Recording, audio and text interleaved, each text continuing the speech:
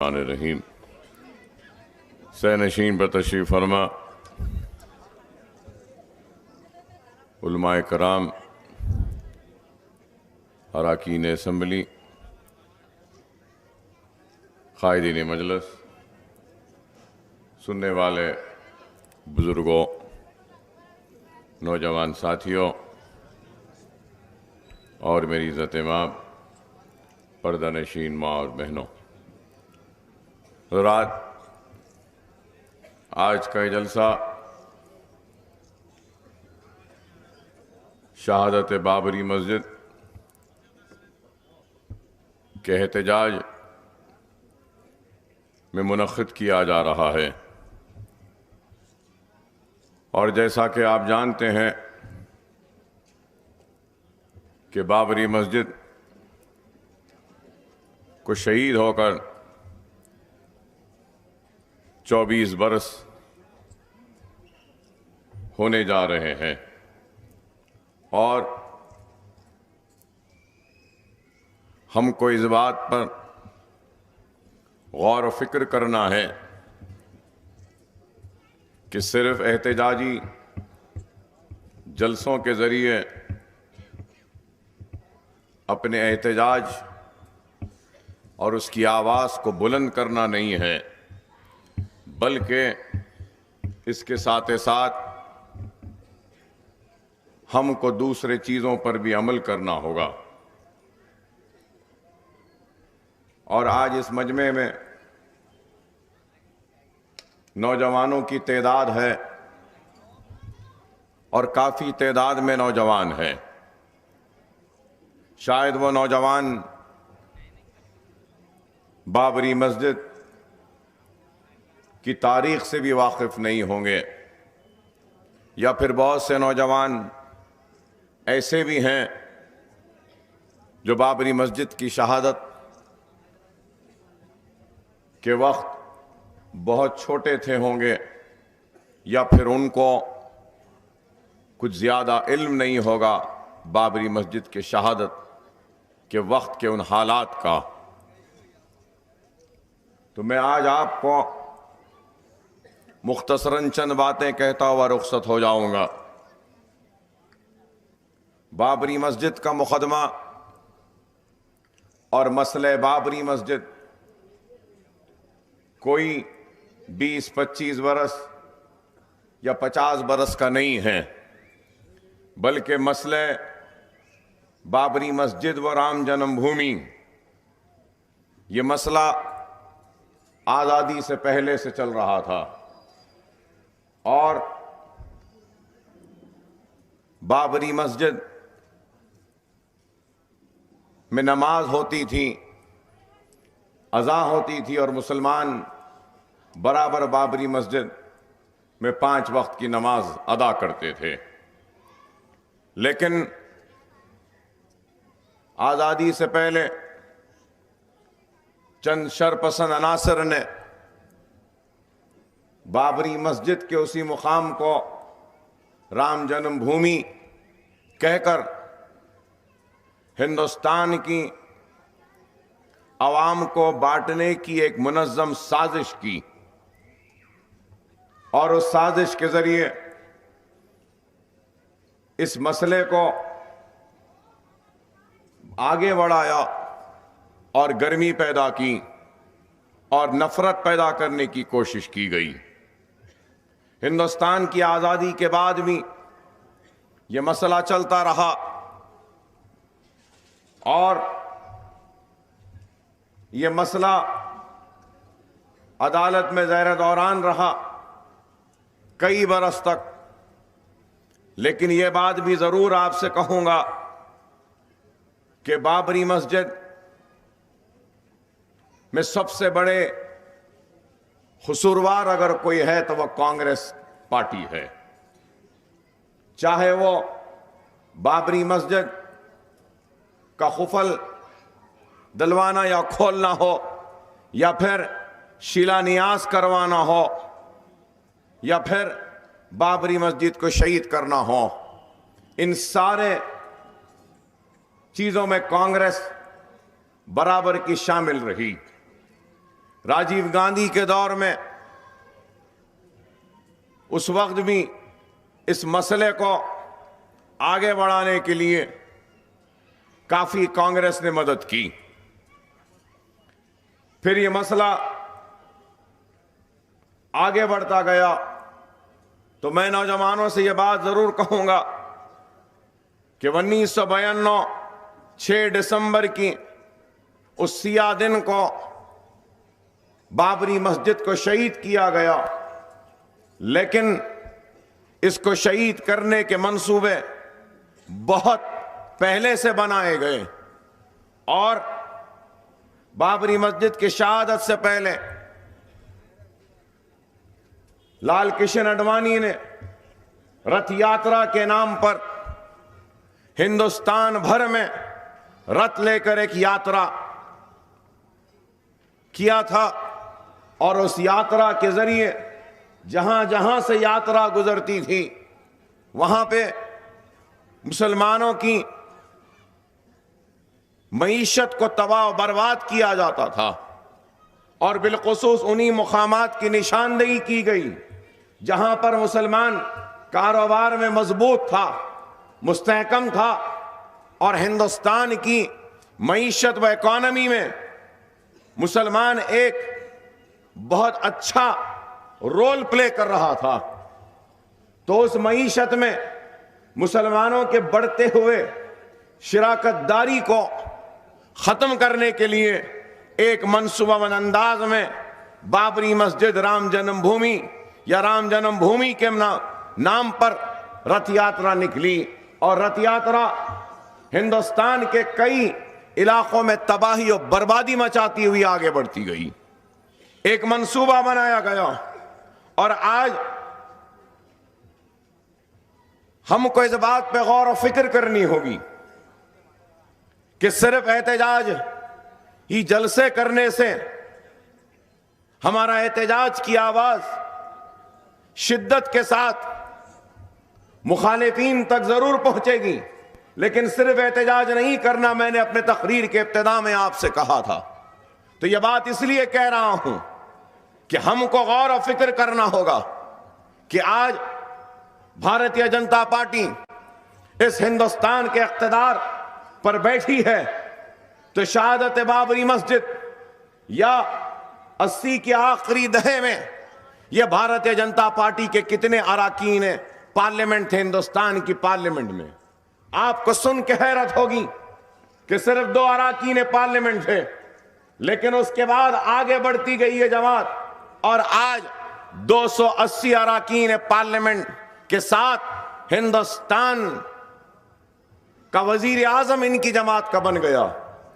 तो आज आपको हमको गौर और फिक्र करनी है इस बात पर कि ये लोग एक नफरत की बीज बोकर हिंदुस्तान की अमन पसंद आवाम को आपस में लड़ाकर उनके दिलों में नफरत को पैदा कर कर इख्तिदार के कुर्सियों पर पहुंच चुके हैं।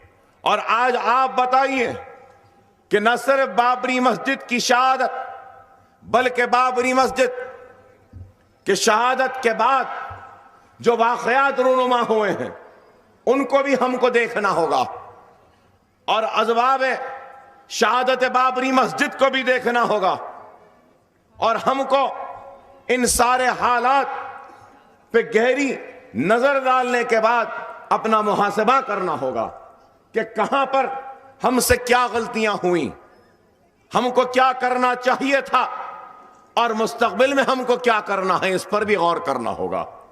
अगर हम सिर्फ जज्बाती तकारीर व जज्बाती नारेबाजी करेंगे तो हम अपने मसाइल का हल जज्बातों से नहीं ढूंढ सकते या जोरदार नारों से नहीं हल कर सकते, बल्कि हमको सब्र के साथ, इस्तिक़लाल के साथ, होश के साथ हालात का जायजा लेना होगा। रथ यात्रा के जरिए एक माहौल को बनाया गया, फिर शिलान्यास की बात की गई और फिर सारे साधुओं को जमा किया गया, अयोध्या में सब जमा हुए और फिर उसके बाद उस बाबरी मस्जिद के शहादत से पहले मैं नौजवानों को यह भी कहना चाहूंगा, बताना चाहूंगा कि नेशनल इंटीग्रेशन काउंसिल में यह तयक़ुन दिया गया कि बाबरी मस्जिद की हिफाजत की जाएगी। न सिर्फ नेशनल इंटीग्रेशन काउंसिल में कहा गया, बल्कि सुप्रीम कोर्ट में हलफनामा दाखिल किया गया और उत्तर प्रदेश वो हिंदुस्तान की हुकूमत, दोनों मरकजी और रियासती हुकूमत की जानिब से हलफनामा डाला गया कि किसी भी सूरत में बाबरी मस्जिद की हिफाजत की जाएगी। न सिर्फ ये, बल्कि हिंदुस्तान के दोनों पार्लियामेंट, लोकसभा व राज्यसभा में हिंदुस्तान की हुकूमत ने तयक़ुन दिया अवामी मुंतखब नुमाइंदों के जरिए हिंदुस्तान की आवाम को, बिलखुसूस मुसलमानों को, कि चाहे कुछ हो जाए बाबरी मस्जिद की हिफाजत की जाएगी। लेकिन ना सुप्रीम कोर्ट में जो तयक़ुन दिया गया, जो वादा किया गया, ना इस पे अमल हुआ, ना नेशनल इंटीग्रेशन काउंसिल में जो कहा गया उस पे अमल हुआ, ना ही पार्लियामेंट में जो कहा गया उस तयक़ुन को जिंदा रखा गया। जमा हुए पैरामिलिट्री फोर्सेस थे, बॉर्डर सिक्योरिटी फोर्स थी, पुलिस थी, सब कुछ थी वहां पर मौजूद, लेकिन उसके बावजूद भी संघ परिवार, बीजेपी, आरएसएस, विश्व हिंदू परिषद, बजरंग दल, शिवसेना और ये सारे लोगों ने मिलकर बाबरी मस्जिद को 6 दिसंबर के उस सियाह दिन में शहीद किया। और बाबरी मस्जिद को शहीद करते वक्त कैसे कैसे नारे लगाए गए, एक धक्का और दो, बाबरी मस्जिद को गिरा दो। और बाल ठाकरे, शिवसेना वालों ने भी ये क्या क्या नहीं कहा, कैसा कैसा जहर नहीं उगला कि मेरे हाथ नहीं, मेरे पैरों ने बाबरी मस्जिद को शहीद किया। ये सेना के लीडरों ने कहा। कितना जहर उगलता गया और जहर उगलते रहे और बाबरी मस्जिद को जो शहीद करते रहे तो सारी रात दिन में शहीद होते रही, रात भर शहीद हुई, रात के बाद सुबह तक शहीद होते रही। और सारी की सारी एडमिनिस्ट्रेशन या पुलिस या बीएसएफ या दूसरे जितने भी वहां पे मौजूद थे, तमाशाई बन के देखते रहे बाबरी मस्जिद शहीद होती गई। न सिर्फ बाबरी मस्जिद शहीद हुई, बल्कि बाबरी मस्जिद में मिंबर रसूल को शहीद किया गया। न सिर्फ मिंबर रसूल शहीद हुआ, बल्कि अलग सुबह दूसरे दिन मिंबर रसूल की जगह राम की मूर्ति को बिठा दिया गया। तो आप बताइए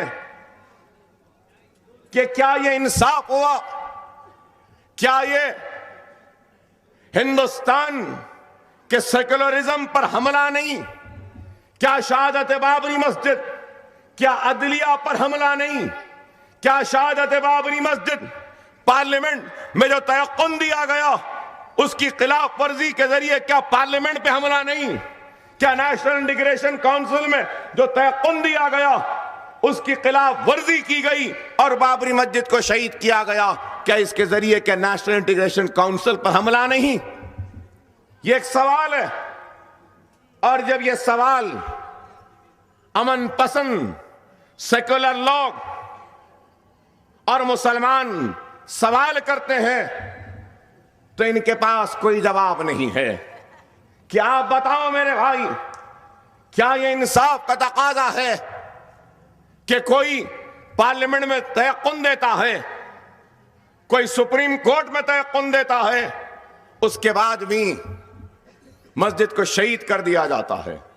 और बाबरी मस्जिद के शहादत के बाद जो तयक़ुन दिया गया था उस तयक़ुन के खिलाफ वर्जी पर कंटेम्प्ट पिटीशन डाला गया। नौजवानों सुनो, अगर कोई जानना चाहता है कि अकबरुद्दीन ओवैसी के दिल में वो कौन सी आग है, वो कौन सा गुस्सा है, तो यही गुस्सा है, यही आग है, यही गुस्सा है कि तुमने तयक़ुन दिया, अदालत को तयक़ुन दिया, खिलाफ वर्जी की। 92 में बाबरी मस्जिद के शहादत के बाद तयक़ुन के खिलाफ वर्जी पर कंटेम्प्ट पिटीशन डाला गया। 24 बरस हो चुके, कंटेम्प्ट पिटीशन आज तक सुनवाई के लिए नहीं पहुंच सका। आप बताओ, क्या 24 बरस में अदलिया को, अदालत को क्या 1 मिनट की भी फुर्सत नहीं मिली इस बाबरी मस्जिद के शहादत के कंटेम्प्ट पिटीशन को सुनने के लिए? यह हमारा सवाल है। यह क्या है बताओ आप? अरे यह नाइंसाफी नहीं तो क्या है?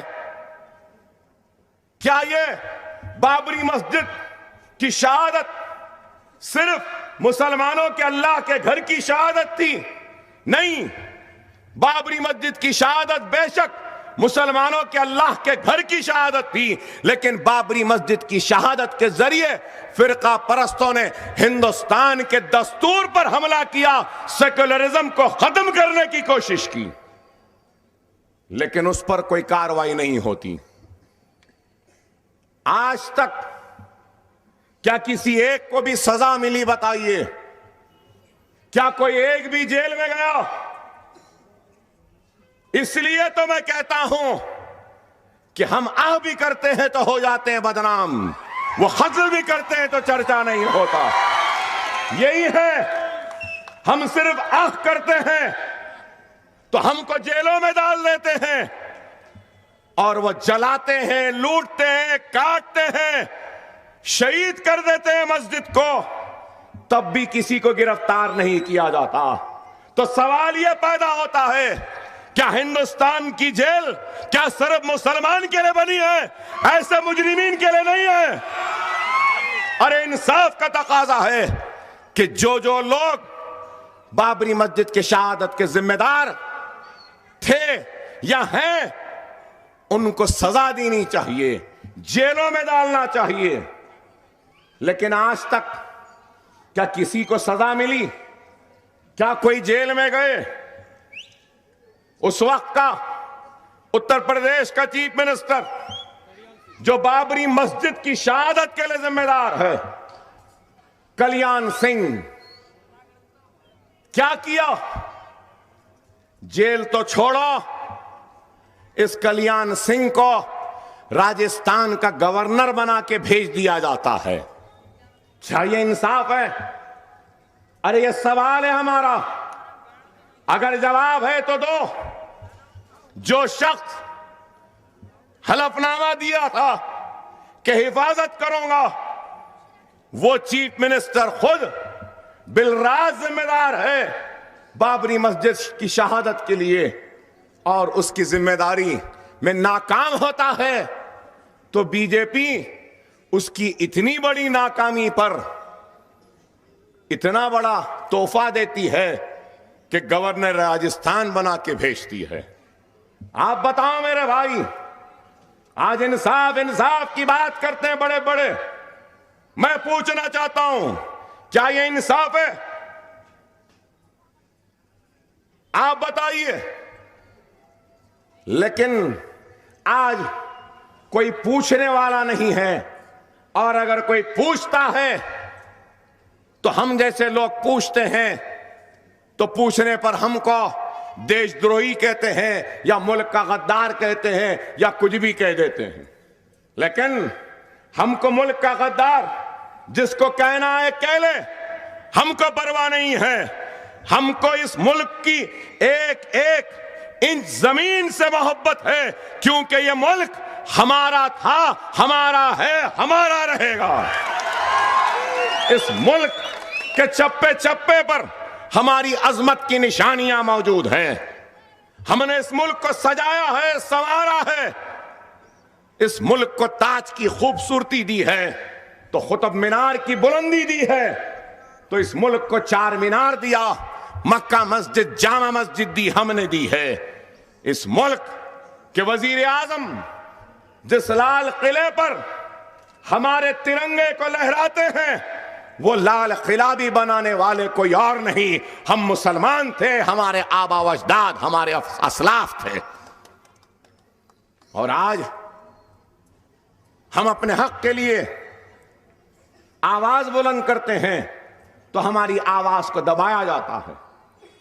न सिर्फ ये बल्कि बाबरी मस्जिद की शहादत के बाद सारे हिंदुस्तान में एहतजाज हुआ, लोग अपने घरों पे काली झंडियां लगाने लगे। तो काली झंडियां लगाने वालों को पुलिस की बेचैन गोलियों के जरिए उनके एहतजाज को खत्म करने की एक मुनज़्ज़म साजिश की गई और कई जगहों पे मुसलमान छत पे अपने घर पे बैठा है, काली झंडी लगा रहा है, तो पुलिस की गोलियों के जरिए उनके माथों को और सीनों को निशाना बनाया गया। कई मुसलमान नौजवान शहादत बाबरी मस्जिद के बाद रोड पर भी नहीं आया, सिर्फ अपने घर पे काली झंडी लगाई तो गोलियों से निशाना बना दिया गया। क्या यह इंसाफ है? क्या एहतजाज का भी हक नहीं मुसलमान को? क्या काली झंडी लेकर आगे बढ़ने का भी हक नहीं मुसलमान को? क्या अपने घर पर काली झंडी लगाने का भी इख्तियार नहीं मुसलमान को?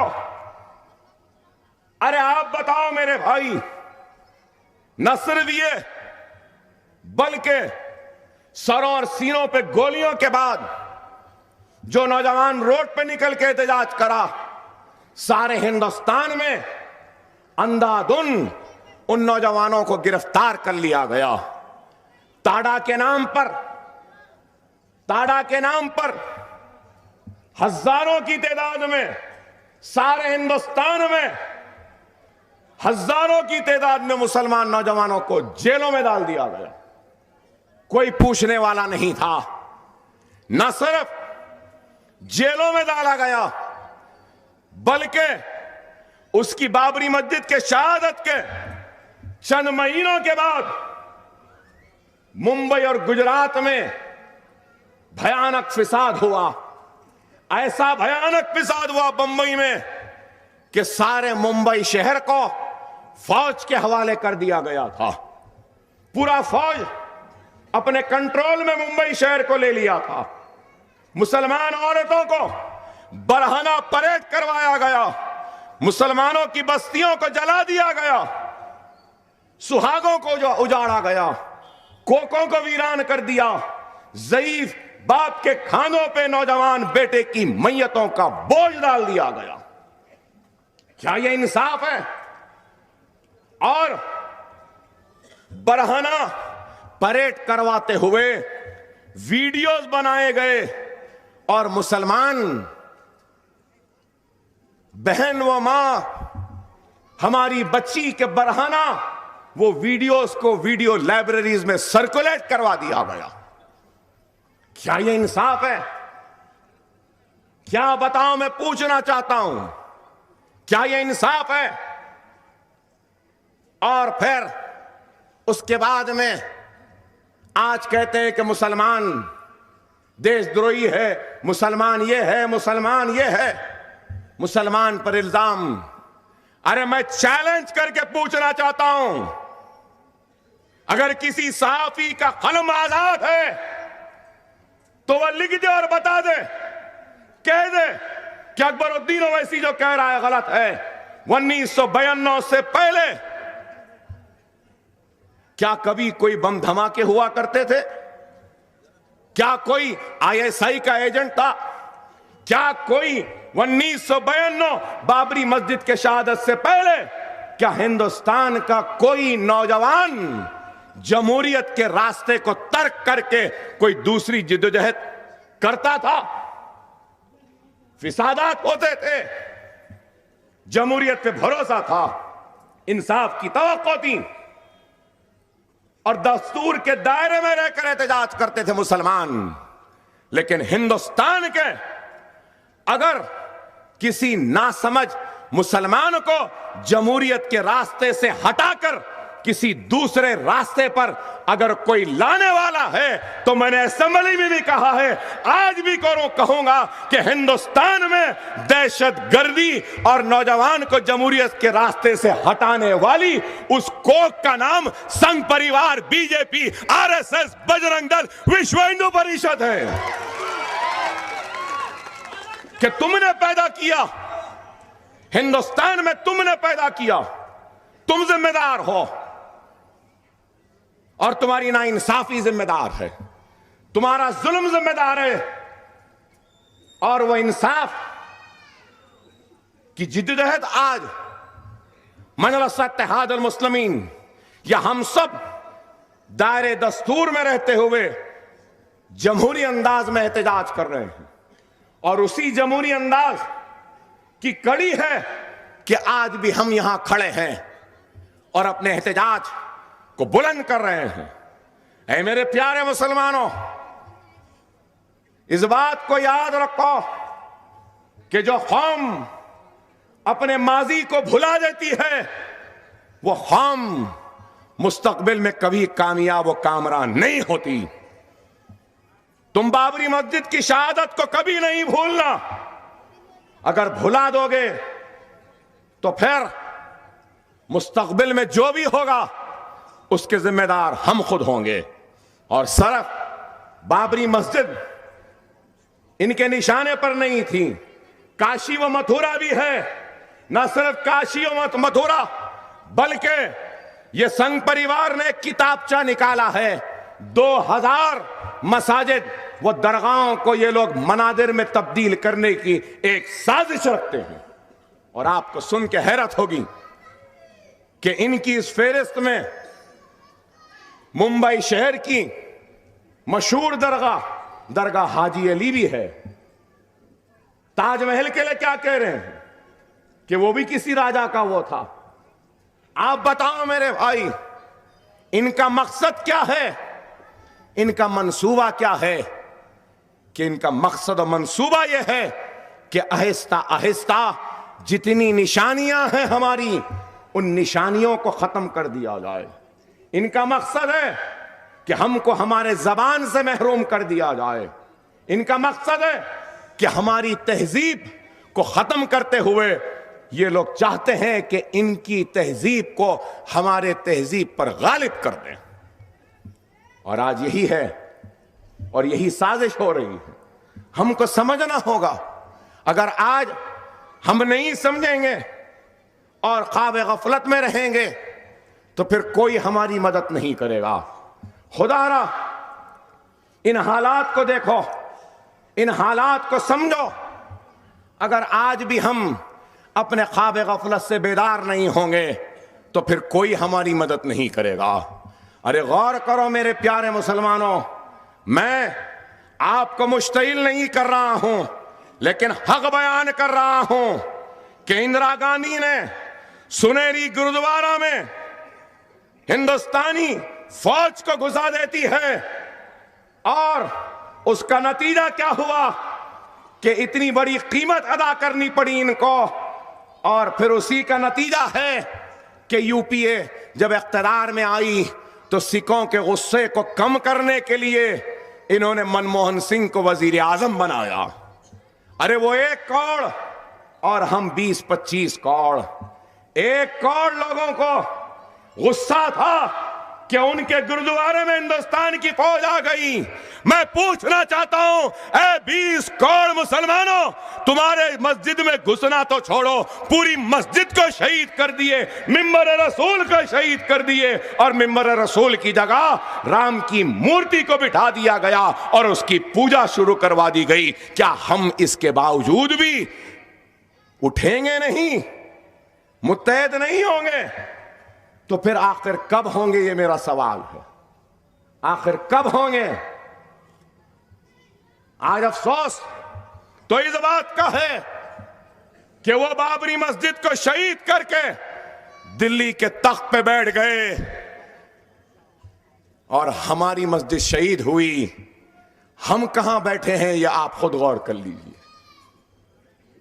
वो नफरत के जरिए, बाबरी मस्जिद के शहादत के जरिए, हिंदुस्तान में शरीयत को खत्म करने के मंसूबे के जरिए, हिंदुस्तान में जो अक़लियतों को दिए गए दस्तूरी हुकूक को खत्म करने के मंसूबे को लेकर, कश्मीर के खुसूसी मौक़िफ़ को खत्म करने का इरादा लेकर अवाम के सामने आए और अवाम ने उनको दिल्ली का तख्त दे दिया।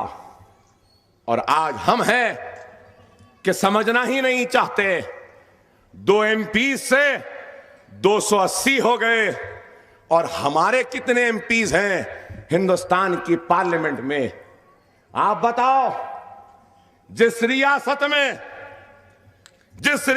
में बाबरी मस्जिद शहीद हुई, जिस रियासत में बाबरी मस्जिद के मिंबर रसूल को शहीद किया गया, जिस रियासत में बाबरी मस्जिद के मिंबर रसूल की शहादत के बाद उस मिंबर रसूल की जगह राम की मूर्ति बिठाई गई, उस उत्तर प्रदेश से एक भी मुसलमान रुकने पार्लियामेंट 2014 के इंतखाबात में पार्लियामेंट को नहीं जा सका।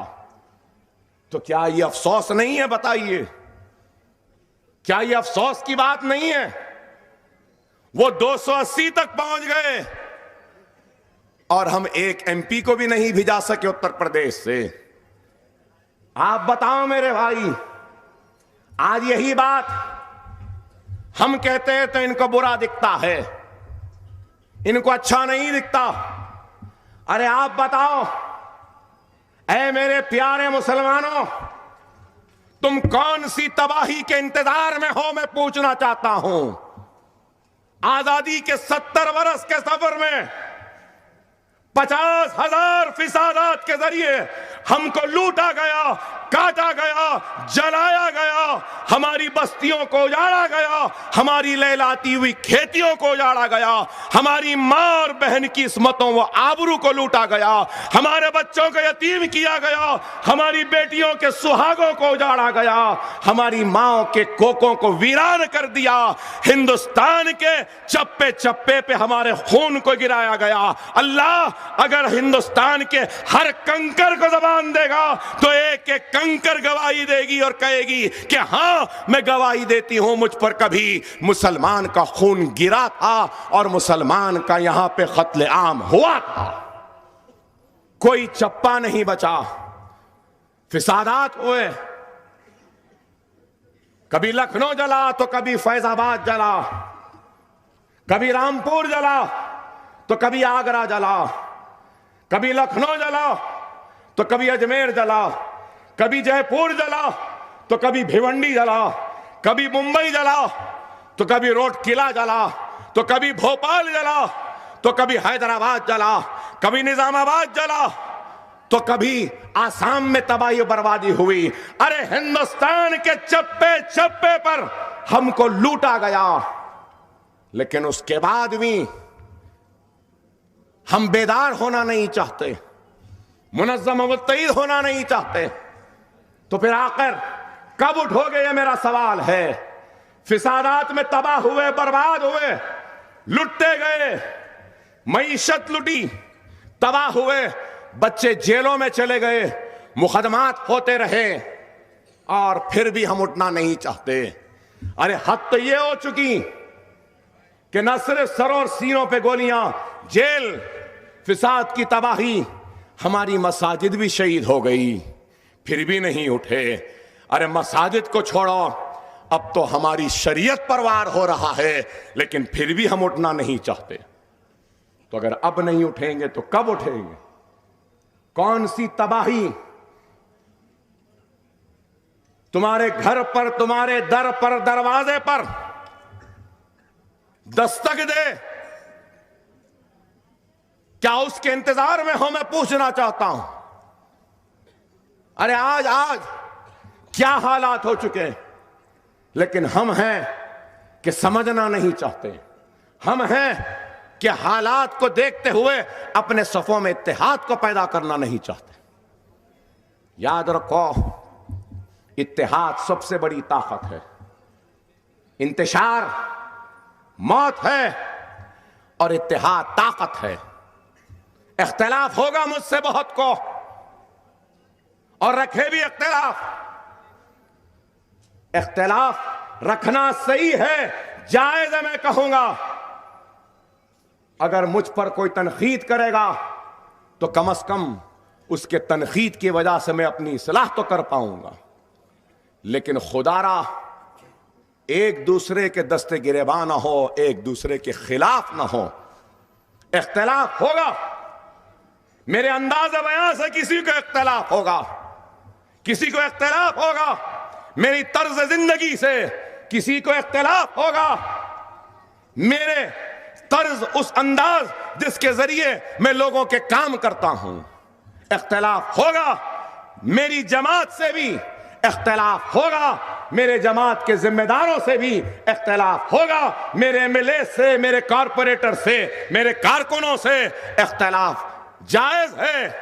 लेकिन इस बात को क्यों नहीं समझते कि आज आपके हक के लिए अगर कोई लड़ रहा है तो वो यही हैदराबाद के गयूर मुसलमानों की जमात है, जो आज हैदराबाद से निकलकर हिंदुस्तान के मुसलमानों की एक उम्मीदगाह बन चुकी है।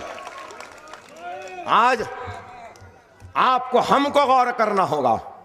अगर हम अपने सफों में इत्तेहाद को पैदा नहीं करेंगे तो फिर हमारी आवाज और कमजोर होगी, मसाइब मुश्किलात के पहाड़ हम पर टूट पड़ेंगे और फिर कोई नहीं होगा हमारी मदद, या कोई नहीं होगा फिर हमारी फरियाद को सुनने वाला। ऐ नौजवानों, सुनो मेरी इस बात को तवज्जो से कि हिंदुस्तान में आज भारतीय जनता पार्टी इख्तिदार पर है, 280 अरकान पार्लियामेंट है ना, 280 है। नरेंद्र मोदी भारतीय जनता पार्टी की तरफ से हिंदुस्तान का वजीर आजम बन के बैठा है। तो क्या आपको मालूम 2014 में भारतीय जनता पार्टी कितने वोट लेकर 280 सीटों को हासिल करने में कामयाब हुई? आपको सुन के हैरत होगी। जाओ, इंटरनेट है ना, जाकर देखो इलेक्शन कमीशन ऑफ इंडिया के साइट पर, और जाकर देखो कि 2014 के इलेक्शन में बीजेपी कितने वोट ली। सब कहते हैं कि 31% ली, 31%, हां 31% ली। 31% वोट कितने होते हैं? आपको देखकर सुन के हैरत होगी कि 16 करोड़ कुछ चिल्लर लिए, चलो 17 करोड़ मान लेता हूं। 17 करोड़ वोट मिले पूरे हिंदुस्तान में। कितने? याद रखो मेरी इस बात को, 17 करोड़ वोट मिले और वो वजीर आजम बन गया। और हम कितने मुसलमान इस हिंदुस्तान में? 20 करोड़ है। अगर हिसाब हो जाए तो 25 करोड़ मुसलमान हैं हिंदुस्तान में। वो 17 करोड़ वोट लेकर वजीर आजम बन जाता है। हम 20 करोड़ की तादाद में रहने के बावजूद भी एक 50 एमपीज को ऐवान पार्लियामेंट में नहीं भेज सकते। क्या यह हमारी कमजोरी नहीं? क्या हमारी गफलत नहीं? क्या हमारी लापरवाही नहीं? गैरों पर तनकीद करने से पहले हमको खुद अपना मुहासबा करना होगा, खुद अपने गिरेबान में झांक कर देखना होगा। न सिर्फ उत्तर प्रदेश से एक भी मुसलमान एमपी नहीं जा सका, महाराष्ट्र से एक भी मुसलमान एमपी नहीं, कर्नाटक से एक भी मुसलमान एमपी नहीं। अरे आप बताओ, क्या यूपी में मुसलमान नहीं? क्या महाराष्ट्र में मुसलमान नहीं? अरे उत्तर प्रदेश में 3 करोड़ मुसलमान हैं। तेलंगाना में 50 लाख मुसलमान हैं, लेकिन 50 लाख मुसलमानों ने अपने इत्तेहाद के जरिए एक रुकने पार्लियामेंट को हैदराबाद की शहर से रवाना करता है। और तन्हा खड़े रहता है ऐवान पार्लियामेंट में, इख्तिदार की आंख से आंख मिलाकर उनको ललकारता है और इज़ारे हक से कभी मुंह नहीं मोड़ता। अरे गौर करो, अकेला है तो यह आलम है, अगर इसके साथ एक और 10-15 हो जाएं तो क्या हाल होगा हिंदुस्तान की पार्लियामेंट का, सोचो मेरे प्यारे मुसलमानों। लेकिन अफसोस कि यह भी नहीं हुआ। अरे मुझे सबसे ज्यादा अफसोस 2014 के बाद अगर किसी चीज का हुआ है तो खुदा की कसम आसाम से बीजेपी के कामयाबी का बहुत बड़ा अफसोस है मुझे। 34 से 36% अगर सही सेंसस हो जाए तो आसाम में 40% मुसलमान है। 36% मुसलमान रहने के बाद बीजेपी कैसा जीती, ये मेरा सवाल है। हमारे इंतशार की वजह से हम खानों में बटके रह गए। इस वजह से क्या 35 से 40% मुसलमान बीजेपी के बढ़ते हुए कदम को नहीं रोक सकती थी? आसाम में हमारा इंतशार, हमारा आपसी इख्तिलाफ का फायदा बीजेपी उठा ली और आसाम में आ गई। आज आसाम में क्या हुआ?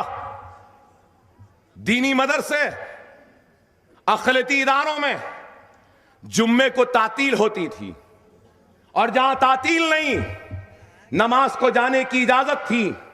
बीजेपी हुकूमत आने के बाद उस तातील को, उस नमाज को जाने की इजाजत को, और रमजान में पूरे जितने अक़लियती मदरसे और दीनी मदरसे हैं, सरकारी तौर पर वो पूरा महीना रमजान का तातील दी जाती थी, वो भी खत्म कर दिया गया। अरे आज आप गौर करो इस बात पर। वो बाबरी मस्जिद को शहीद कर कर इख्तिदार तक पहुंच गए। हम अपनी मस्जिद को शहीद होता हुआ देखते रहे, सरों और सीनों पे गोलियां चलता हुआ देखते रहे, बच्चों को जेलों में जाते हुए देखते रहे, फिसादात में तबाह होते हुए देखते रहे, लेकिन फिर भी अपने सफों में इत्तेहाद को पैदा नहीं कर सके। अल्लाह तुम्हारी मदद करे तो कैसे करे? अल्लाह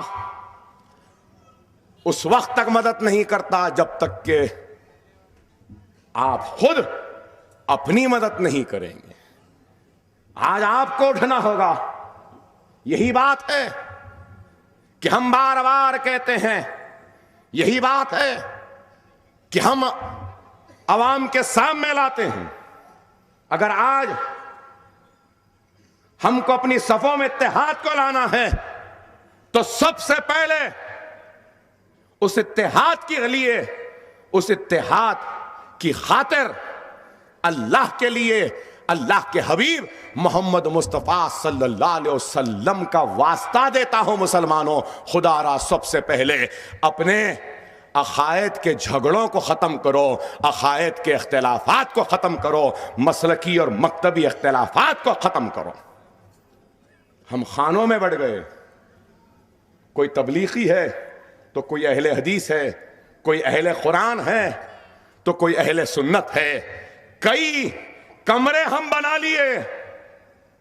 अरे तुम कमरों की हिफाजत में हो, लेकिन वो इमारत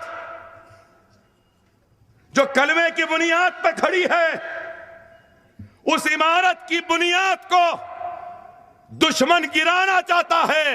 हम बुनियाद की फिक्र नहीं कर रहे, कमरों को बचाने में है। तुम कमरों को बचाने में रहोगे, दुश्मन उस इमारत की बुनियाद को गिरा देगा। खुदा ना समझो, दुश्मन जब वार करता है, दुश्मन जब तबाही के मंसूबे बनाता है, दुश्मन जब उजाड़ने की नीयत से आगे आता है, दुश्मन जब जलाने की नीयत से आता है, दुश्मन जब तुम्हारी इस्मतों इज्जतों को लूटने आता है, तो दुश्मन ये नहीं देखता कि ये अहले हदीसी है, अहले कुरान है या अहले सुन्नतुल जमात है। उसको तो यही दिखता है कि ये ला इलाहा इल्लल्लाह मोहम्मद रसूलुल्लाह कलमा पढ़ने वाला मुसलमान है।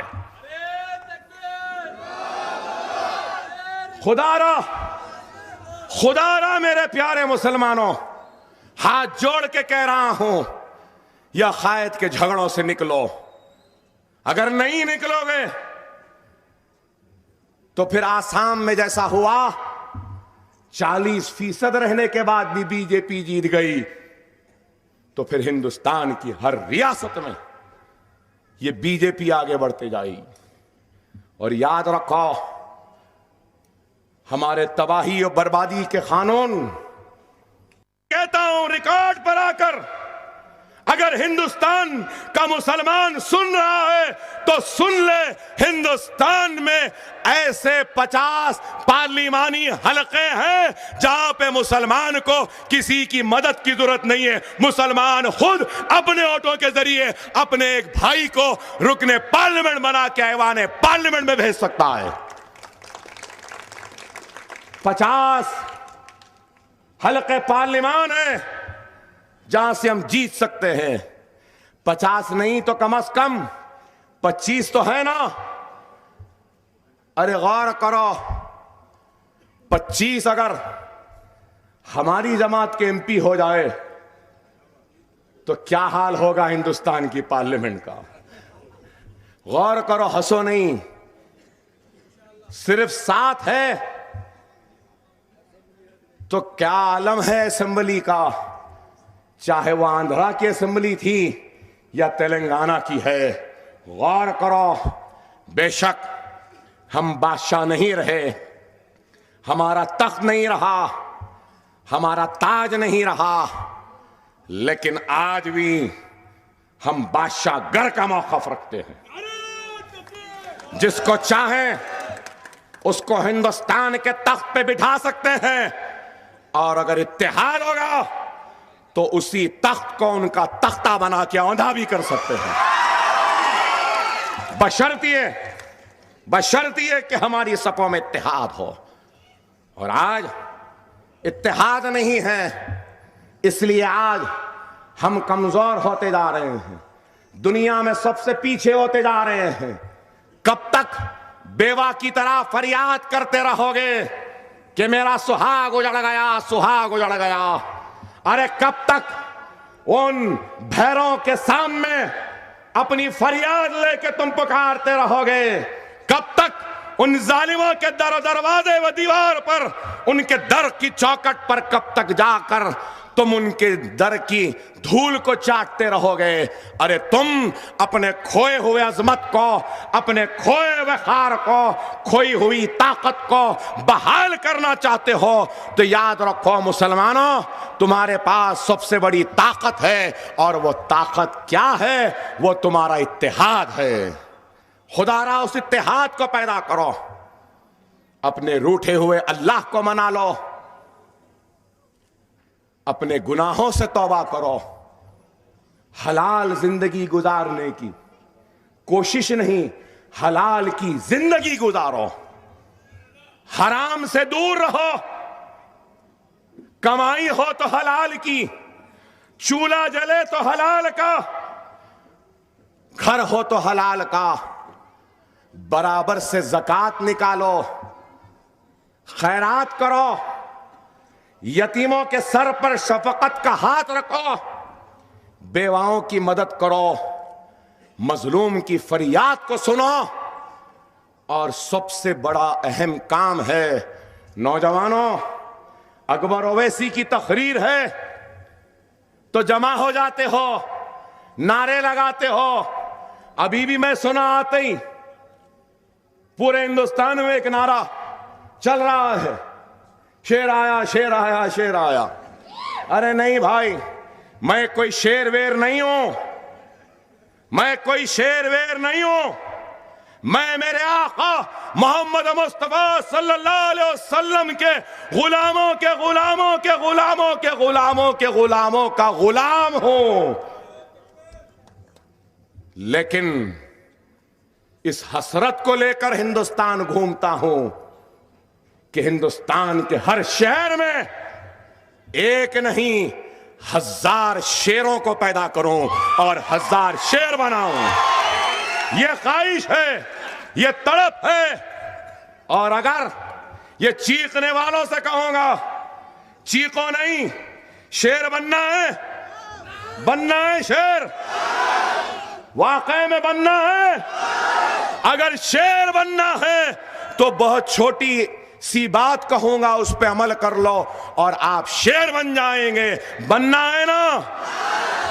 नमाज 5 वक्त पढ़ो, बाजमात करो, मसाजिदों को आबाद कर दो, फिर देखो तुम शेर बन जाओगे।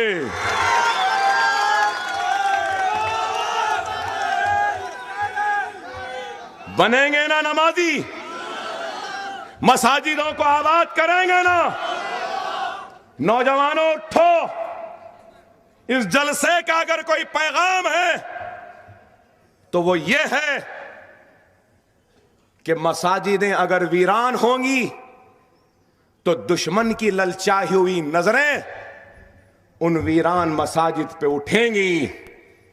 मसाजिदें आबाद रहेंगी, हय्या अलल सलाह हय्या अलल फलाह की सदाएं गूंजेंगी और जमात से नमाज अदा करने वालों की कतारें मसाजिद से बाहर निकलकर रास्तों पे आ जाएगी। तो खुदा की कसम, हिंदुस्तान में कोई ऐसा मां का जना नहीं जना जो हमारी मस्जिदों को गिरा सके या शहीद कर सके। नमाजी बनो, नमाज के पाबंद बनो, बाजमात नमाज अदा करो, कुरान को पढ़ो। आज दुनिया साइंस टेक्नोलॉजी की तरक्की कर रही है, तो कुरान को पढ़ के, सुन्नत रसूलुल्लाह पे अमल करके, और जिसकी रहनुमाई के लिए अल्लाह ने कुरान को भेजा, हम मुसलमान ही उस कुरान से, उस किताब से दूर है। कुरान है जरूर, लेकिन घरों के मेहराबों में, ताबदानों में या दीवानों पे रखी है। हमको फुर्सत नहीं कुरान को पढ़ने की, हमको फुर्सत नहीं अल्लाह के कलाम को समझने की, हमको फुर्सत नहीं अल्लाह के कलाम को तर्जुमे से पढ़ने की। सुन्नत रसूलुल्लाह है, रसूलुल्लाह के उम्मती हैं, लेकिन रसूलुल्लाह के सुन्नत पर अमल नहीं करते। रसूलुल्लाह ने जो रास्ता बताया है उस पे चलना नहीं चाहते। अरे आप बताओ, जो कौम इस लापरवाही में रहेगी तो क्या वो कौम तबाही और बर्बादी की तरफ नहीं रहेगी? गौर करो मेरे भाई। खुदारा मेरे प्यारे नौजवानों, इस्लाम को समझो। और इस्लाम ये नहीं कहता कि दुनिया दुनिया बोलकर दीन को भुला दो। इस्लाम ये नहीं कहता कि दीन दीन बोल के दुनिया को भुला दो। इस्लाम वो मुकम्मिल मजहब है जो दीन और दुनिया दोनों को साथ लेकर चलने वाले मजहब का नाम मजहब इस्लाम है। दीन के रास्ते पे चलो, दुनिया के इस दौड़ में भी सबसे आगे रहो। दुनिया की फिक्र में जा रहे हो, आखिरत की भी फिक्र कर लो। ओहदों की लालच में भाग रहे हो, इख्तिदार के पीछे दौड़ रहे हो, दौलत के लिए भाग रहे हो। इख्तिदार हो, दौलत हो, ओहदा हो, याद रखो यह आरज़ी होता है। दौलत भी आरज़ी, इख्तिदार भी आरज़ी, ओहदा भी आरज़ी। किसका ओहदा रहा जो हमारा या आपका रहेगा? किसी का ओहदा नहीं रहा। अगर हमारे मरने के बाद भी अगर कुछ रहेगा तो वो हमारा अमल रहेगा, और वही अमल हमारे बख्शिश का सबब बनेगा। आमाल को अच्छे करो, रूठे हुए अल्लाह को मना लो, नमाज के पाबंद बनो, कुरान को पढ़ो, तर्जुमे से पढ़ो, सुन्नत रसूलुल्लाह पे अमल करो, यतीमों के सर पर हाथ रखो, बेवाओं की मदद करो। यतीम के सर पे अगर हाथ रख देंगे तो जितने बाल उस यतीम के सर पर है उसके बराबर के गुनाह माफ हो जाते हैं हाथ रखने वाले के। ये इस्लाम है। खुदारा गौर करो, तुम किसकी उम्मती हो? रसूलुल्लाह सल्लल्लाहु अलैहि वसल्लम ने सहाबा किराम को कई बरस तक सिर्फ ला इलाहा इल्लल्लाह मुहम्मदुर रसूलुल्लाह कलमा की ताकत और कलमे की ताकत क्या है वही बयान करते रहे 3.5 बरस तक। अरे मैं अपने आप को खुशनसीब समझता हूं कि अल्लाह सुब्हानहू तआला ने मुझे मौका दिया कि मैं अपने टूटे फूटे ख्यालात या नामुकम्मिल मालूमात के जरिए आपको कुछ कह रहा हूं। यह अल्लाह का शुक्र है।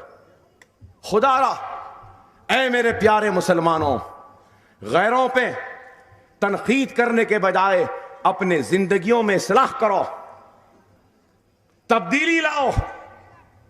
बाबरी मस्जिद के इस एहतजाज के जलसे का पहला पैगाम इत्तेहाद था, दूसरा पैगाम अगर नमाज था तो तीसरा पैगाम यह है कि हर मोहल्ले में जहां पे जो भी नई मस्जिद बनेगी उस मस्जिद का नाम बाबरी मस्जिद रखना और हिंदुस्तान के उन फिरका परस्तों को बता देना तुम एक मस्जिद गिराए तो क्या हुआ, हम हिंदुस्तान में 1 लाख बाबरी मस्जिदों को बना देंगे।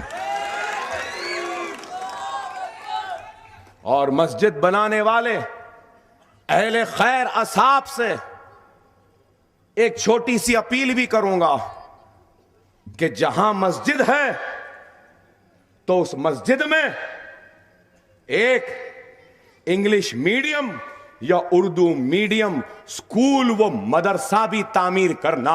मस्जिद उस वक्त तक मुकम्मिल नहीं होगी, यह तय कर लेना कि मस्जिद के बाजू में एक स्कूल भी होगा, एक मदरसा भी होगा, जिसके जरिए हम गरीब बच्चों के तालीम का इंतजाम करते हुए उन गरीबों को तालीम के जेवर से आरास्ता करेंगे। यह पैगाम होना। मसाजिदें हैं और होनी चाहिए, मदरसे स्कूल होने चाहिए। हम तालीम में पिछड़े हुए हैं। जब तक इल्म हमारे पास नहीं आएगा जहालत का खात्मा नहीं हो सकता। और हुकूमतों से फरियाद करते रहने से कुछ नहीं होगा।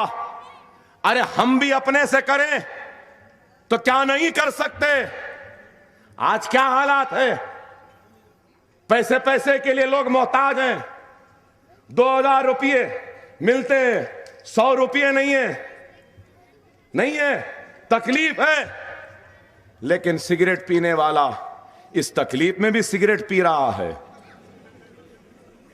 चाय पीने वाला इस तकलीफ में भी चाय पी रहा है, घर में खाना बन रहा है। अरे मैं ये नहीं कह रहा हूं कि आप जो हलाल है और जो आपकी आदत है, जो जायज है, उसको छोड़ दो नहीं कह रहा हूं। चाय पीते हैं तो पियो, 1 नहीं 4 चाय पियो। 4 चाय की 10 रुपये नहीं बल्कि 1 रुपया अपने महल्ले की मस्जिद में रोजाना मुसलमान डाल दे तो उससे कई परेशानियां महल्ले के गरीब मुसलमानों के दूर हो जाएंगे। क्या नहीं हो सकते? क्या हम नहीं डाल सकते?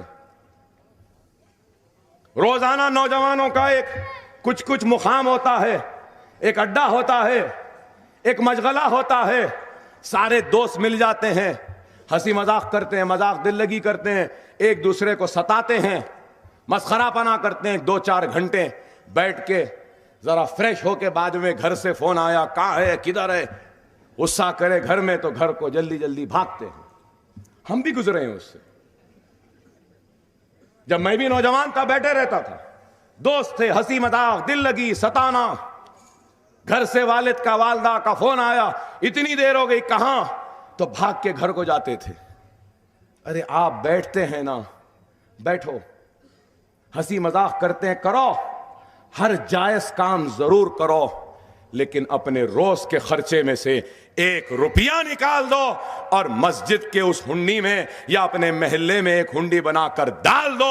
उस 1 रुपये के जरिए हम कई यतीम बच्चियों की शादियां करवा सकते हैं, कई गरीबों की मदद कर सकते हैं, कई बच्चों की फीस दे सकते हैं, बहुत काम कर सकते हैं मेरे भाई। अरे इस फिक्र को पैदा करो, इस जज्बे को पैदा करो। अरे वो जिंदगी क्या जिस जिंदगी में कोई मकसद ना हो, वो जिंदगी क्या जिस जिंदगी में कोई जुनून ना हो, वो जिंदगी क्या जिस जिंदगी में कोई अज़्म ना हो, वो जिंदगी क्या जिस जिंदगी में कोई इरादा ना हो, वो जिंदगी क्या जिस जिंदगी में हिम्मत ना हो। उठो नौजवानों, जुनून पैदा करो, मकसद पैदा करो, इत्तेहाद पैदा करो और हिम्मत के जरिए अपने मकसद को हासिल करने के लिए आगे बढ़ो। फतेह और नुसरत तुम्हारे कदमों को चूमने के लिए मजबूर हो जाएगी, बशर्त ये कि तुम में वो अज़्म, वो इरादा, वो जुनून, वो हिम्मत हो। अगर अज़्म नहीं, इरादा नहीं, तो फिर कुछ नहीं होगा। खुदारा मेरे प्यारे मुसलमानों से कहूंगा कि अपने जिंदगियों में इस्लाह करो। मुल्क खतरनाक हालात से गुजर रहा है, समझो इस बात को। अगर ये शख्स अब जो कर रहा है इसमें कामयाब हो जाएगा तो फिर किसी भी चीज के लिए रुकने वाला नहीं है। मेरी बात को सुन लो, आज मेरी तड़प को समझो, मेरी फिक्र को समझो। न सिर्फ हमारी शरीयत बल्कि मसाजिदों से अज़ा को भी ये दरिंदे बंद करवा देंगे अगर हम उठेंगे नहीं, तो बेदार नहीं होंगे। तो ये आज हमारी शरीयत के बाद हमारे मसाजिदों से अज़ा को बंद कराने की हिम्मत व जसारत को भी जमा कर लेंगे। समझो इस बात को। आज अगर हम नहीं उठेंगे, बेदार नहीं होंगे, तो हमारे तबाही और बर्बादी के जिम्मेदार कोई और नहीं बल्कि हम खुद होंगे। उठो खुदारा, उठो, बेदार हो जाओ। अगर मेरी आवाज हैदराबाद के इस अहमदनगर फसलान सर से अगर मुजफ्फरनगर तक जा रही है, फैजाबाद तक जा रही है, गुजरात तक जा रही है, तो हिंदुस्तान के हर शहर में जा रही है। तो हर शहर में जहां मेरी आवाज है, इस आवाज के जरिए मैं उनसे अपील करता हूं, दरखास्त करता हूं, इल्तिजा करता हूं, भीख मांगता हूं कि अपने इख्तिलाफ को खत्म करो, मुनज़्ज़म हो जाओ, मुत्तहिद हो जाओ, अल्लाह के लिए एक मरकज़ सियासी पे जमा हो जाओ। अगर आज हम एक मरकज़ सियासी पे जमा नहीं होंगे तो फिर तबाही और बर्बादी हमारा मुखद्दर बन जाएगी। अरे आप गौर करो, बाबरी मस्जिद को शहीद कर कर इख्तिदार तक पहुंचे तो नरेंद्र मोदी कैसा वजीर आजम बना। क्या किया गुजरात में? क्या गुजरात में खुशहाली लाई? क्या गुजरात में पानी, बिजली, इंडस्ट्री? कुछ नहीं है। गुजरात जाके देखिए, गुजरात पिछड़ा हुआ है, गुजरात पीछे है, गुजरात कमजोर है। लेकिन सिर्फ झूठा प्रोपेगेंडा।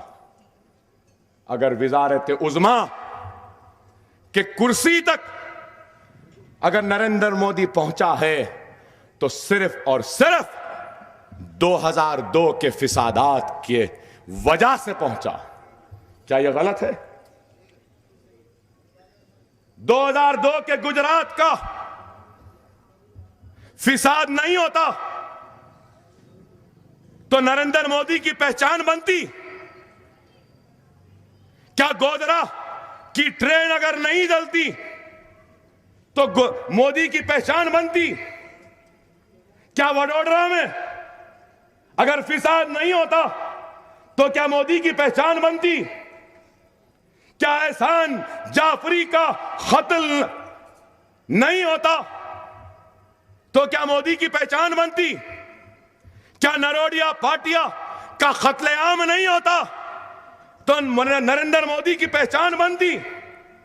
अरे गुजरात के फिसादात के जरिए अपनी पहचान बनाई, अपनी ताकत बनाई और गुजरात के फिसादात का इनाम मिला और इनाम दिया तो विजारत उज़्मा की कुर्सी मिली। क्या वो हिस्टोरियन थे, मौरिख थे, क्या इकोनॉमिस्ट थे, क्या लिटरेचर में माहिर थे?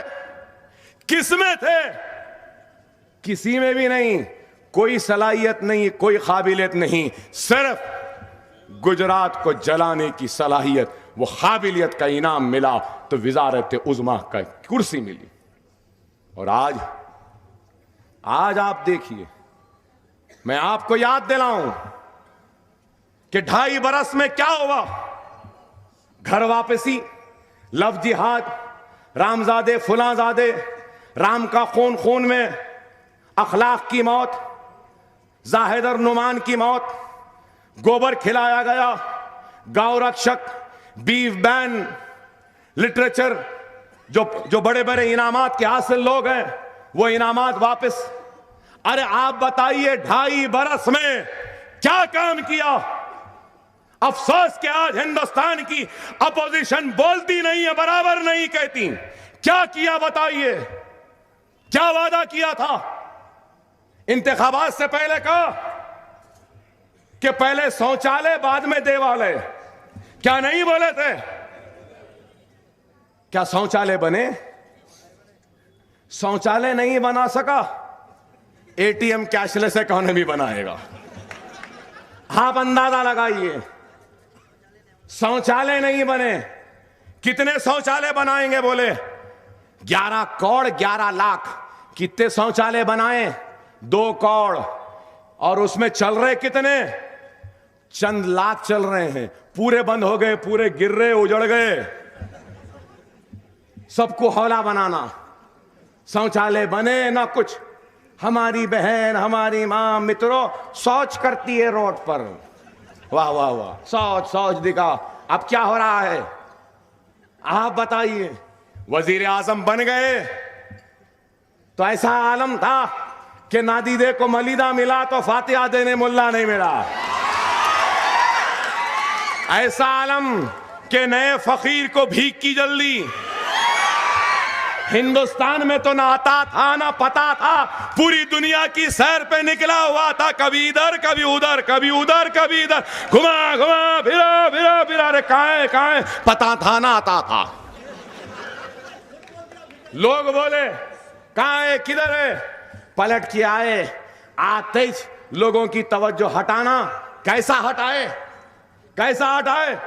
साल भर पहले देखा मैं, पूरा हिंदुस्तान है, माफ करना हमारे भी बहुत लोग लेके खड़े थे, मैंने लिया अल्हम्दुलिल्लाह। कभी मैंने लिया, पूरा हिंदुस्तान झाड़ू का कट्टा लेके साफ कर रहा था।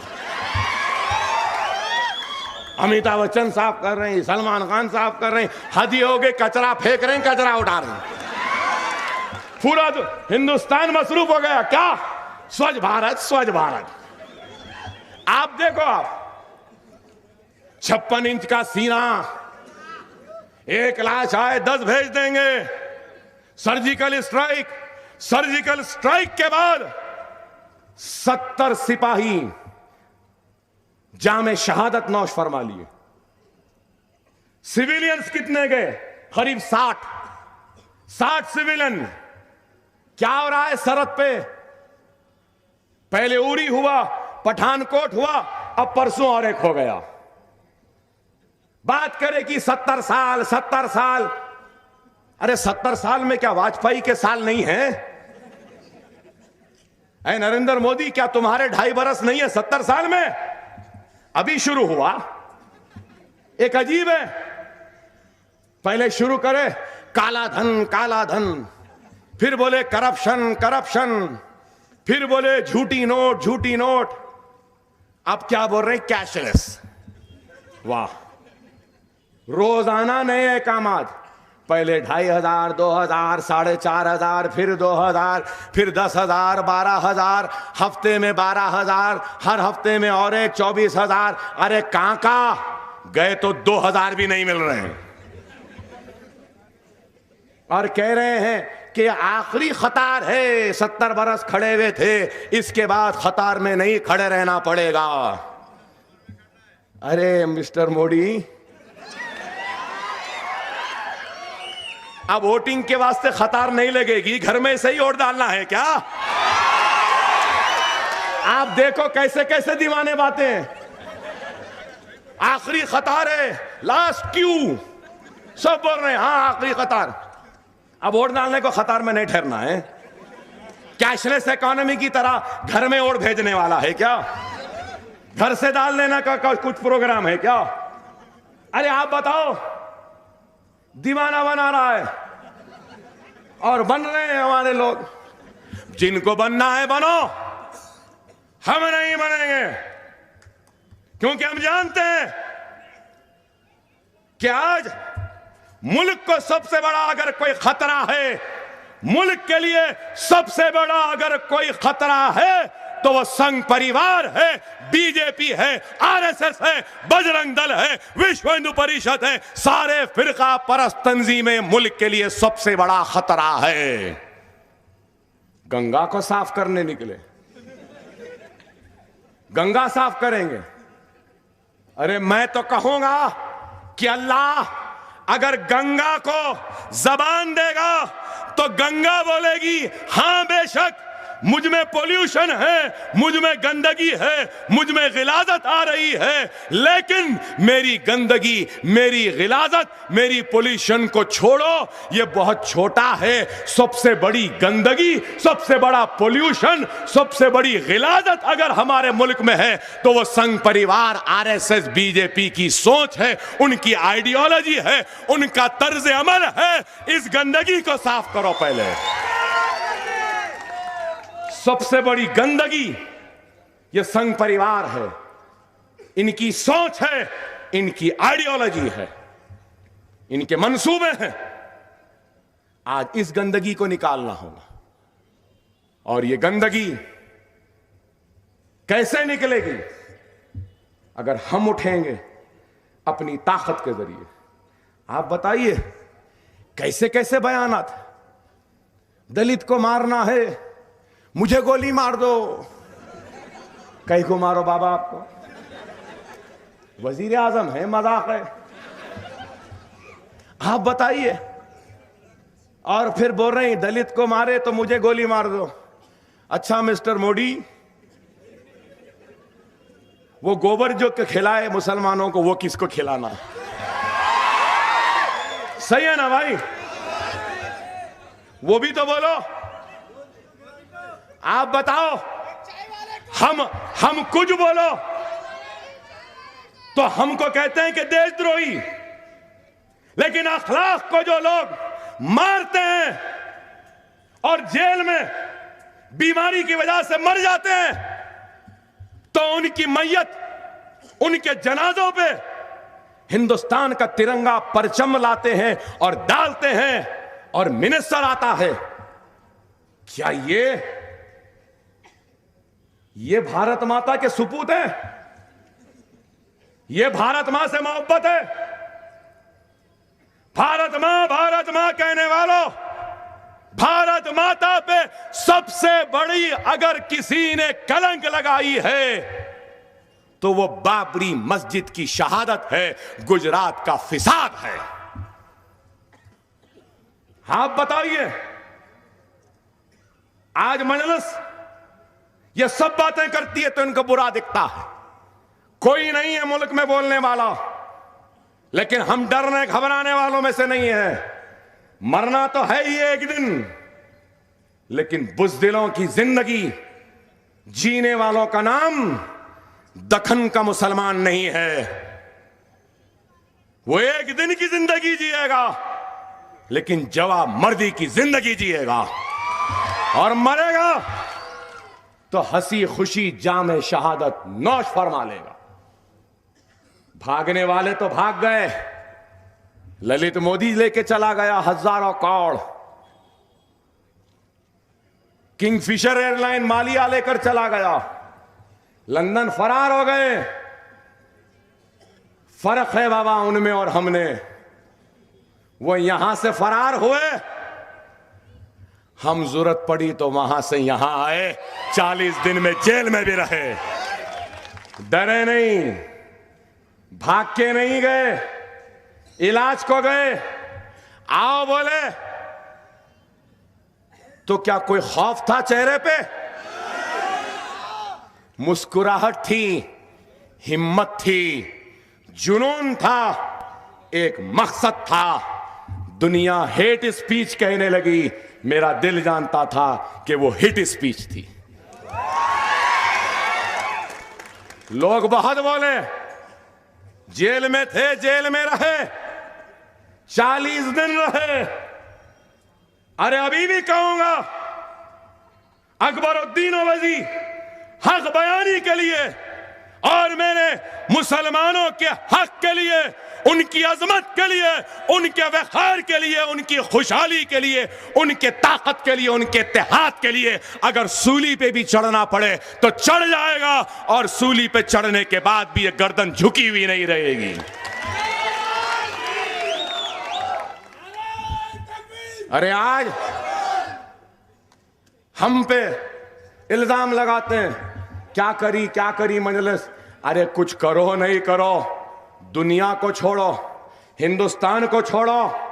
पूरी दुनिया जो समझती थी कि हिंदुस्तान में मुसलमान कमजोर है, खामोश है, कुछ नहीं बोलता, हमने उनको बता दिया कि हम गूंगे नहीं हैं, हमारे हलक में भी जबान है। अगर तुम 70 बरस से बोलते आए थे, हम सुनते रहे, अब वो दौर चला गया जब तुम बोलेंगे हम सुनेंगे। अब दौर आ चुका है, हम बोलेंगे तुमको सुनना पड़ेगा। और बोले हम पलट के, हमारा झगड़ा, हमारी जमहूरी जिद्दोजहद, दस्तूरी जिद्दोजहद हिंदू कौम से नहीं है, हिंदुत्व की ताकतों से, फिरका परस्तों से है। हमारा झगड़ा हिंदुओं से नहीं, हमारा झगड़ा बीजेपी, संघ परिवार, आरएसएस, बजरंग दल, विश्व हिंदू परिषद, शिवसेना, हमारा झगड़ा उन लोगों से है जिन्होंने हमारे अल्लाह के घर को शहीद किया। हमारा झगड़ा उनसे है जिन्होंने हमारी इज्जतों को लूटा। हमारा झगड़ा उनसे है जिन्होंने हमारे बस्तियों को जलाया। हमारा झगड़ा उनसे है जो हमारी इज्जतों, इस्मतों को लुटाया, बच्चों को कत्ल किया। आज आप बताइए, कहते हैं कि अमीर की नींद हराम हो गई, नींद के गोलियां खा रहे हैं, जापान गए तो हंसते हैं, हिंदुस्तान आए तो रो रहे हैं। क्या बोल के रो रहे हैं? मैंने त्याग दिया, छोड़ दिया, फिर रुक जा रहे हैं, जरा यूं यूं कर रहे हैं, फिर एक्टिंग। बात करे कि मित्रों मित्रों मित्रों, बैरिस्टर साहब इतना पीछा उठाए, मित्रों मित्रों, मित्रों बोलना भूल गया। अब क्या है? रो रहे हैं, यूं कर रहे हैं। क्या थे बाबा आप? क्या त्याग दिए? क्या त्याग दिए मैं पूछना चाहता हूं। क्या शहंशाह दुनिया थे? क्या थे? क्या महल था? क्या दौलत थी? क्या जमीन थी? क्या जायदाद थी? क्या था? क्या त्याग दिए मैं पूछना चाहता हूं। कुछ भी त्याग नहीं दिए। वो चाय की केतली थी, छन्नी थी, चूल्हा था, और क्या था? निजामे दक्खन अगर बोलेंगे मैं तख्त छोड़ दिया, ताज छोड़ दिया, सब छोड़ दिया, बोले तो चलो भाई सही है, महल था, तख्त था, ताज था। चाय वाला क्या छोड़ के आया भाई? और आप देखो, बात करता है तो चाय, चलता है तो चाय, बात करता है तो चाय, हर अंदाज में चाय चाय चाय, कड़क चाय, नरम चाय। अरे बाबा तू चाय वाला था, अब वजीर आजम है। नहीं, नहीं छोड़ सकता भाई, नहीं छोड़ सकता। क्यों नहीं छोड़ेगा मालूम आपको? अगर कोई फकीर हो, अगर सुनो, अगर कोई फकीर हो और वो बादशाह हो जाए, और अगर कोई बादशाह हो और वो फकीर हो जाए, तो उस फकीर बादशाह की फकीरी में भी बादशाहत झलकती है। उस फकीर बादशाह की फकीरी में भी बादशाहत झलकती है। लेकिन एक फकीर अगर बादशाह हो जाए ना, तो उसकी बादशाहत में भी फकीरी नजर आती है। तो ये वही है। अब आप बोलेंगे अकबर साहब आप ऐसा बोल रहे हैं, कर नहीं बोले, हम तो फकीर हैं, झोली लेकर चले जाएंगे। जाने का इरादा करो, फकीर झोली मैं दे देता हूं। हाँ बताइए, हर उसमें चाय चाय चाय चाय। आप बताइए, 2.5 बरस में अगर कुछ अच्छा काम किया ना, तो सिर्फ एक ही अच्छा काम किया। कब मालूम आपको? 1 साल पहले सदर अमेरिका ओबामा आए थे, तो लॉन में बैठ के ओबामा को चाय डाल के पिला रहे। वाह, सही काम मिला था और सही अंदाज में किया। यही और क्या? आप बताइए, 56 इंच का सीना, 1 लाश आए, इतने लाश। अरे क्या हो रहा है सरहद पे? सरहद की फिक्र नहीं है। आज सरहद पे हमारे सिपाही अपनी जान की बाजी लगा रहे हैं। आज वो उनके घरों में चूल्हे नहीं जल रहे हैं, मासूम बच्चे यतीम हो रहे हैं, सरहद पे फौजी मर रहा है, तो बैंकों की कतार में शहरी मर रहे हैं। क्या ये हुक्मरानी है? इस वास्ते बोलते भाई, इख्तिदार दिए तो देख के देना। हम तो नहीं दिए, ना कभी देंगे। देने वालों के लिए मेरा सवाल है, खुदा के लिए आइंदा देख के दियो, जरा देख के दियो, समझ के दियो। आप बताइए क्या हाल हो गया है मुल्क का? हमारा पैसा, हमारी मेहनत हम सब कर रहे हैं, फिर हमको नहीं मिल रहा। अब आप बताइए, और लोग बोल रहे हैं अकबर साहब आप कुछ नहीं बोल रहे हैं। हमको जो बोलना है हम ही बोल रहे हैं। बाबा, हमारे से ज्यादा और कौन बोल रहा? हमारे से ज्यादा कौन बोल रहा भाई? मगर ये जरूर कहूंगा, 24 बरस से इंसाफ की कतार में मैं खड़ा हूं। क्या हिंदुस्तान नहीं देख रहा मुझको?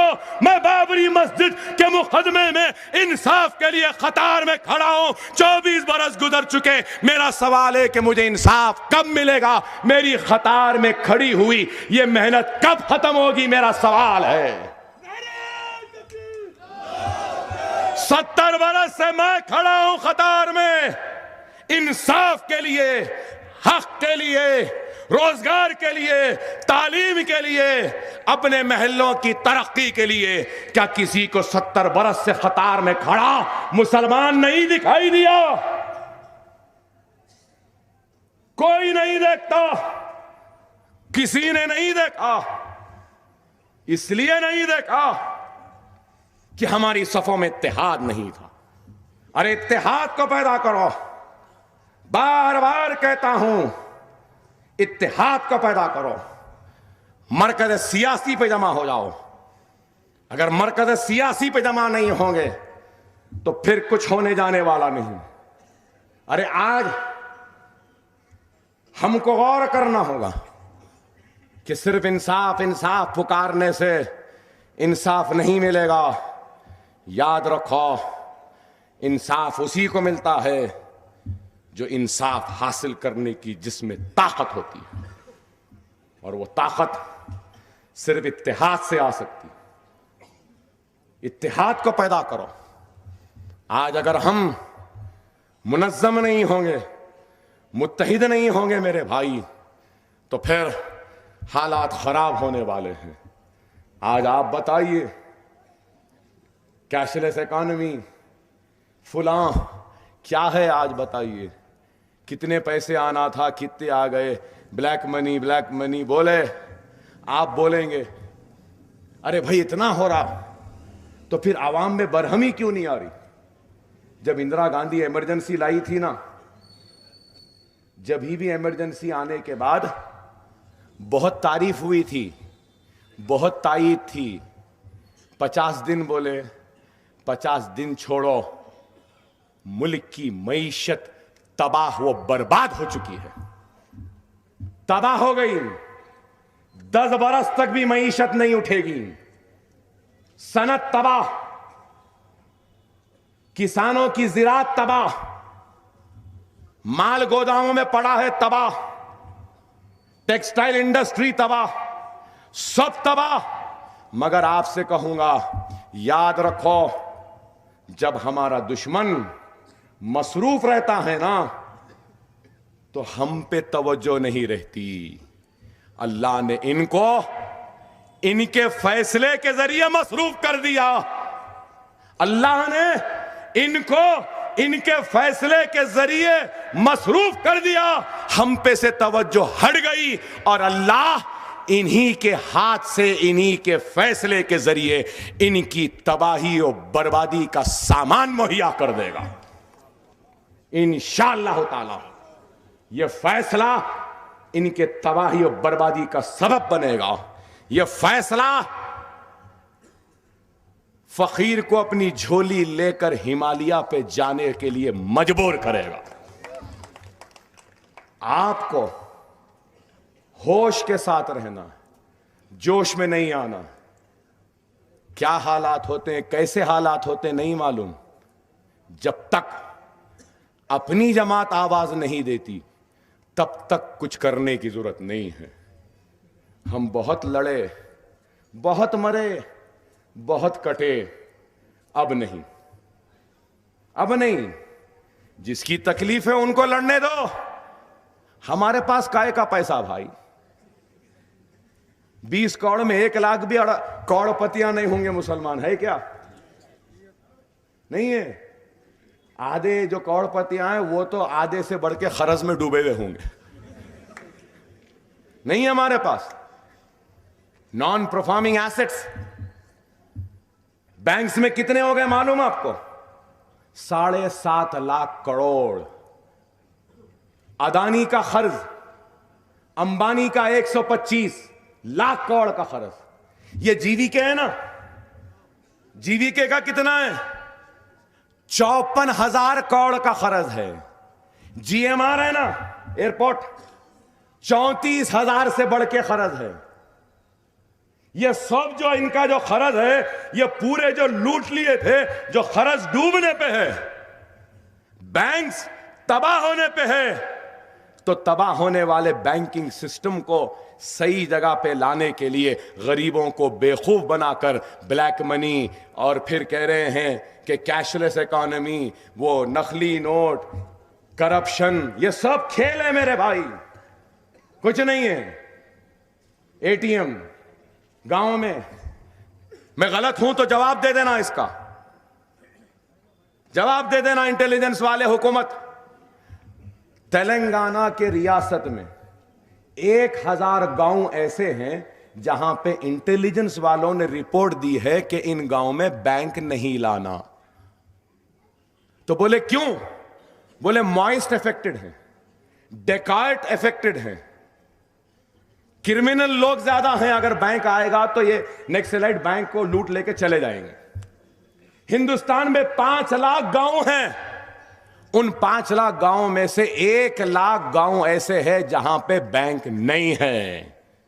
कई गांव ऐसे हैं जहां पे लाइट नहीं है। कई गांव ऐसे हैं जहां पे मोबाइल फोन नहीं है। कई गांव ऐसे हैं जहां पे इंटरनेट नहीं है। अब ऐसे गांवों में एटीएम चलेगी? आप बताइए, पावर नहीं है तो एटीएम कैसा चलेगी? नेट नहीं है तो एटीएम कैसा चलेगी? कुछ नहीं है भाई, सिर्फ बेवकूफ बनाना, हौला बनाना। तो आप बोलेंगे अकबर साहब फिर 2.5 बरस कैसा हुकूमत करे? इनकी किस्मत अच्छी थी, हमारा इंतशार था और इस्लामी ममालिक का आपस का झगड़ा था। किस्मत, हमारा इंतशार, इस्लामी ममालिक का झगड़ा। आप बोलेंगे क्या झगड़ा? आज से 1 महीना पहले, जनवरी 1 साल पहले, 27 रुपये बैरल, $27 बैरल था ऑयल। ये नवंबर में डिमोनेटाइजेशन जो हुआ ना, इससे 8 दिन पहले एक बैरल 47 रुपये था। कितना? 47। आज कितना है मालूम आपको? आज ओपेक और जितने ये पेट्रोल की ताकत रखने वाले ममालिक हैं, सब मिलके आपस में बैठे और बैठ के 2008 के बाद अब 2016 में माहिदा करे कि हम अपने प्रोडक्शन को घटा देंगे।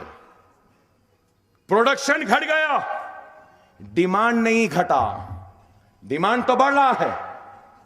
पैदावार कम करने का दस्तखत किए। अब कल नॉन एपेक कंट्रीज की भी मीटिंग है, उनसे भी माहिदा हो जाएगा और प्रोडक्शन कम हो जाएगा। जब प्रोडक्शन कम हो जाएगा, आज बैनुल अक़वामी मंडी में ऑयल मार्केट जब क्लोज हुई तो $53.8 पर बैरल पे क्लोज हुई है। और फ्यूचरिस्टिक बाइंग, फ्यूचर बाइंग रहती है कि आप कल खरीदेंगे तो कितना, तो कल खरीदेंगे पर आप जाकर देखिए, ओपेक का साइट आती है उसमें कि 55 हो जाएगा। और जब ये बढ़ते बढ़ते 60 तक चले जाएगा ना, तो हिंदुस्तान के हुकूमत के खजाने पर कितना बोझ होने वाला है मालूम आपको? कितना मालूम? 3 लाख करोड़ का बोझ होगा। अब तक इसकी वजह से चला रहे थे, अब ये बढ़ा तो कैसा चलाएंगे? इस वास्ते बोलते दीवाने उठे सर को मुसल्लफ पे, नाचना नहीं आया तो आंगन टेढ़ा। अब क्या करेंगे? दीवानों के वैसा खाली रेडा करते जाएंगे। देख लो आप, रेड करेंगे बस। और वो रेड में शायद अकबरुद्दीन ओवैसी भी रहेगा, क्योंकि सबको मालूम बहुत पैसा है अकबर साहब के पास। और फिर ये भी मालूम, चाय वाले को इतना कोई नहीं बोल रहा जितना अकबर ओवैसी बोल रहा है।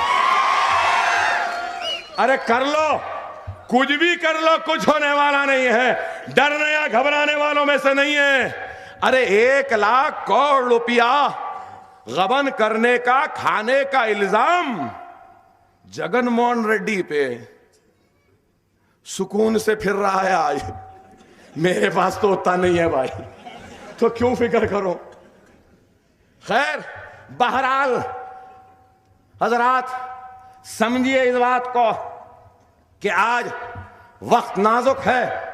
हालात चीख कर पुकार कर हमको कह रही हैं कि अपने सफों में इत्तेहाद को पैदा करो। आज हमको अपने इत्तेहाद के जरिए बाबरी मस्जिद को दोबारा उस मुकाम पर बनाने का अज़्म व इरादा लेके इस मुकाम से उठना होगा।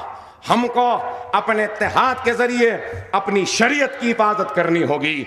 आज बताना होगा, क्योंकि वो लोग एक इख्तिदार के नशे में हैं, तकब्बुर में हैं कि बाबरी मस्जिद गिरा दिए, कुछ नहीं हुआ, अब हम शरीयत को भी खत्म कर देंगे। ऐ नरेंद्र मोदी, याद रख ले, हम अब खामोश नहीं रहेंगे। अगर हमारी शरीयत पे हमला होगा तो हिंदुस्तान का 20 करोड़ मुसलमान रोड पे निकल जाएगा, अपनी शरीयत की हिफाजत अपने जानों की बाजी लगाकर कर लेगा और शरीयत को मिटने और खत्म होने नहीं देगा। आज हमको इस अज़्म के साथ उठना होगा कि सारे मसाइल का हल सिर्फ इत्तेहाद में है। मैं जानता हूं कि बहुत वक्त ले लिया, माफ़ी चाहता हूं बड़े बड़े मौजूद हजरात का, उलमा मशाखीन का और बुज़ुर्गों का, आपका भी, कि बहुत लंबी हो गई, बहुत दिन हुए थे।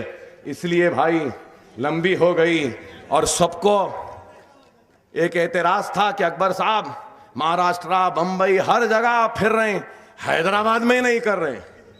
तो इस वास्ते जरा वक्त ले लिया और मैं समझता हूं कि आज का ऑक्सीजन जितना मिला ये काफी है बहुत दिन के लिए चलने के लिए। खैर बहरहाल और जलसे और होंगे और भी बातें होंगी। बस आपसे आखिर में मेरा हदिया लेकर जाऊंगा और आप जानते हैं ना मेरा हदिया क्या है। ऐसा जोरदार हदिया रहना कि दुश्मन समझ जाए कि अब तो बाबरी मस्जिद बनने वाली है। ऐसा नारा होना, नारा तकबीर, नारा तकबीर, नारा तकबीर। इंशाअल्लाह बाबरी मस्जिद उसी मुकाम पर हम बना कर रहेंगे और अदलिया में जो हमारा मुकदमा है वो हमारे हक में होगा और उस मुकदमे की कामयाबी के जरिए बाबरी मस्जिद उसी मुकाम पे बनेगी। वाखिर दावाना अल्हम्दुलिल्लाह रब्बिल आलमीन।